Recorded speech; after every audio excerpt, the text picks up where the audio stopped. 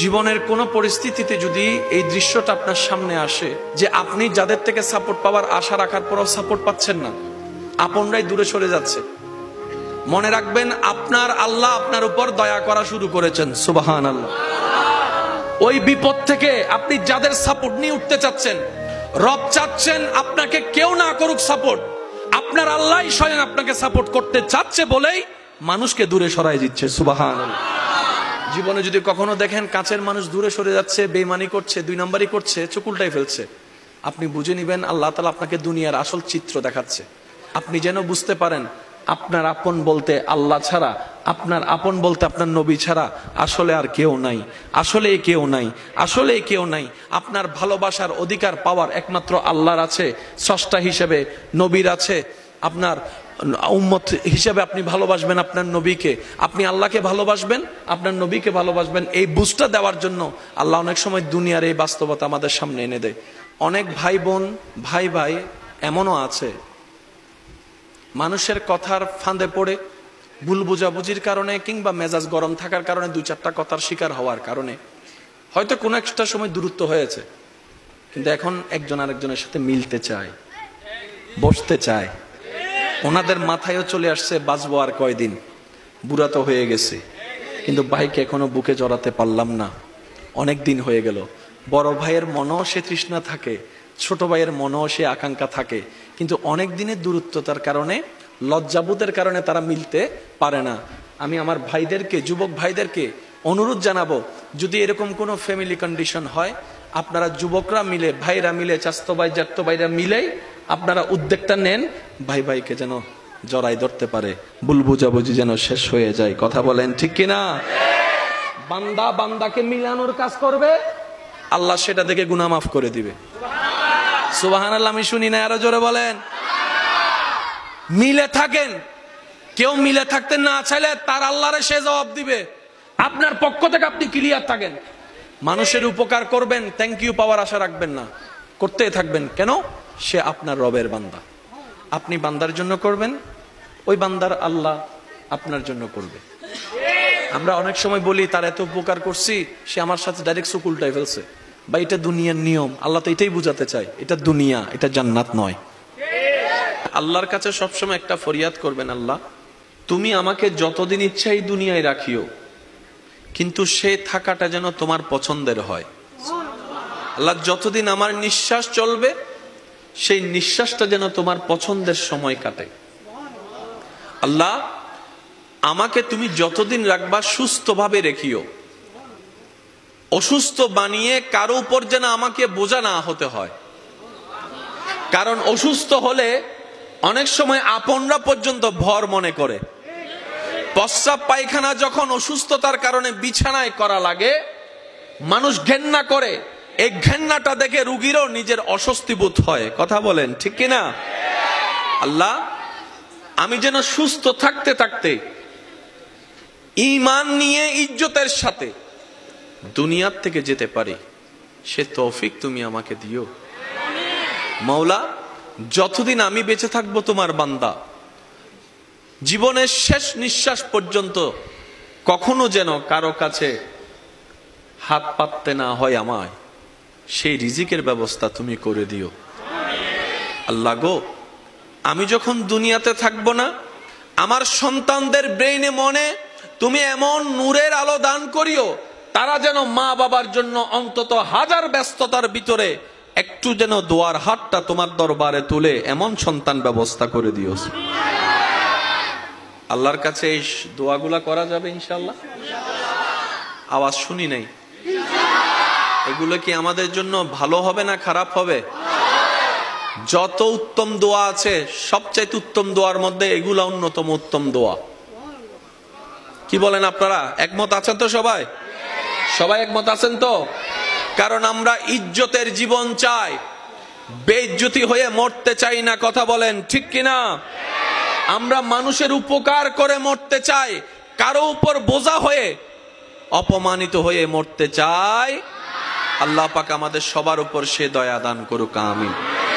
ফাজকুরুনি আযকুরুকুম, ফাজকুরুনি আযকুরুকুম। আপনি নীরবে একা রুমে বসে আপন রবকে ডাকছেন, জিকির করছেন, ওখান থেকে রব ডাক দিয়ে বলে, বান্দা ফাযকুরুনি আযকুরুকুম, তুমি আমাকে ডাকো, আমি তোমার ডাকে উত্তর দিয়ে দিব। সুবহানাল্লাহ। বান্দা তুমি আমাকে ডাকতে থাকো, আমি আল্লাহ তোমার সমস্যাকে সমাধান করে দিব। সুবহানাল্লাহ। বান্দারে রিজিক কমতি হয়ে তুমি ডাকতে থাকো, আমি আল্লাহ রাজ্জাক তোমাকে রিজিক দিয়ে ভরপুর করে দিব। বান্দা যখন ডাকতে থাকে গভীর রাতে, রব্বুল আলামিন জিজ্ঞেস করে ফেরেশতাকে, ও ফেরেশতা, আমার বান্দা এভাবে ডাকছে কেন? তার কিছু প্রয়োজন আছে কিনা জিজ্ঞেস করো, আমি আল্লাহ দান করতে প্রস্তুত। সুবহানাল্লাহ। কারো ডাক রব আশা করে না। আমি আমার জায়গা থেকে যত সহজভাবে বলা যায় আমি চেষ্টা করছি, বাকিটা ওয়ামা তৌফিক ইল্লা বিল্লাহ, আল্লাহ যতটুকু দয়া করেন। কারণ সবার বলা বুঝ এক বলেন না, সবার বলা বুঝা এক। তবে আমি আমার প্রেমিক ভাইদের কাছে একটা জিনিস জানতে চাই, আমরা কি লস চাই নাকি লাভ চাই? বেইজ্জত চাই না ইজ্জত চাই? অশান্তি চাই না শান্তি চাই? মাথা নিচু করে বাঁচতে চাই নাকি মাথা উঁচু করে বাঁচতে চাই? এই জিনিসগুলা যাদের দরকার, আজকের আলোচনা তাদের জন্য। সুবহানাল্লাহ বলেন। ঠিক বললে সওয়াব হবে কিনা আমার জানা নাই, কিন্তু সুবহানাল্লাহ বললে কল্পনার বাইরে সওয়াব। পিছনের বাইরে এমন ভাবে সুবহানাল্লাহ বলেন যেন আওয়াজটা এখানে আসে। একবার বলেন সুবহানাল্লাহ। মাশাআল্লাহ। বান্দা যত রবের জিকির করে শয়তানের গালে জুতার বাড়ি ভরে। তো এইরকম অপরচুনিটি, সুযোগ মিস দেওয়া যাবে। জিকিরকারী সবাই, রবের নজর আপনার দিকে। কাশ আমি যদি বুঝাতে পারতাম কথাটা। জিকিরকারী সবাই, আসমানে লক্ষ কোটি অগণিত ফেরেশতা, কেউ রুকু দিয়ে রবকে জিকির করছে, কেউ সিজদায় রবের জিকির করছে, কেউ দাঁড়িয়ে দাঁড়িয়ে জিকির করছে, কেউ এমনে জিকির করছে, কেউ অমনে জিকির করছে। এমনকি জান্নাতের ফেরেশতা রিদওয়ানও আপন আপন নিয়মে রবকে ডাকতেই আছে, রবকে ডাকতেই আছে, রবের জিকির করতেই আছে, রবের স্মরণ করতেই আছে। কিন্তু সেই ডাকের উত্তরে রবের কোনো উত্তর নাই। কিন্তু যখন আপনি এই ভাঙ্গা ঘরের মধ্যে ছাদও নাই, রোদও ঢুকে, বৃষ্টিও পড়ে, ছোট্ট একটা জায়গায় বসে বসে যখন আপনি আপনার ভালোবাসা দিয়ে, ভক্তি শ্রদ্ধা দিয়ে রবকে ডাকতেই আছেন, রব বলে যে ফেরেশতা দেখতো আমার বান্দার কিছু লাগে কিনা, ফেরেশতা দেখতো আমার বান্দার কিছু প্রয়োজন আছে কিনা, ফেরেশতা দেখতো আমার বান্দার কিছু চাহিদা আছে কিনা। ফেরেশতা বলে, আল্লাহ এখান থেকে ডেকে ডেকে ফাটাই ফেলতেছি, আমাদেরকে একবার জিজ্ঞেসও করলা না কোন জায়গার কোন কোনায় বসে।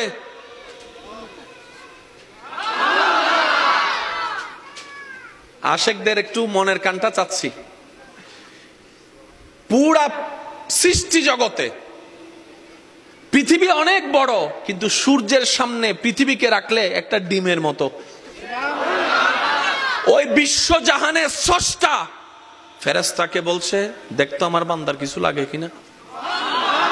এবার ফেরেশতাই বলে, আল্লাহ সিদরাতুল মুনতাহায় তোমাকে জিকির করা হয়, প্রথম আসমান দ্বিতীয় আসমান সব জায়গায় তোমার জিকির, সূর্য করে তোমার জিকির, চন্দ্র করে তোমার জিকির, নেপচুন করে তোমার জিকির, প্লুটো করে তোমার জিকির, গ্যালাক্সি করে তোমার জিকির, এত সৃষ্টি তোমার জিকির করে। কারো কিছু প্রয়োজন আছে কিনা তো জিজ্ঞেস করো নাই। কোন জায়গার কে? এই বিশ্বের মধ্যে সূর্যের চাইতে অনেক গুণ ছোট পৃথিবী। এই পৃথিবীর মধ্যে কিছু দেশ, কিছু মহাদেশ বাংলাদেশকে গিলে খেয়ে ফেলতে পারবে এমন অনেক মহাদেশ আছে। এত বড় বড় মহাদেশের চাইতে ছোট একটা দেশ, এই দেশের 64 জেলার একটা জেলা, এই চট্টগ্রামের এতগুলা থানার একটা থানা। জোরে বলেন, আরো জোরে। এই থানার এতগুলা জায়গার মধ্যে একটা জায়গার কোনার মধ্যে বসে আছে, আর তুমি ওখান থেকে শুনছো। রব বলে যে ফাজকুরুনি আযকুরুকুম, আমি ওয়াদা করেছি আমার বান্দার সাথে, বান্দারে তোর ডাকতে দেরি হবে, আমি রবের উত্তর দিতে দেরি হবে না। ফাজকুরুনি ফাজকুরুনি ফাযকুরুনি, বান্দা তুই আমাকে বিপদে পড়ে স্মরণ কর।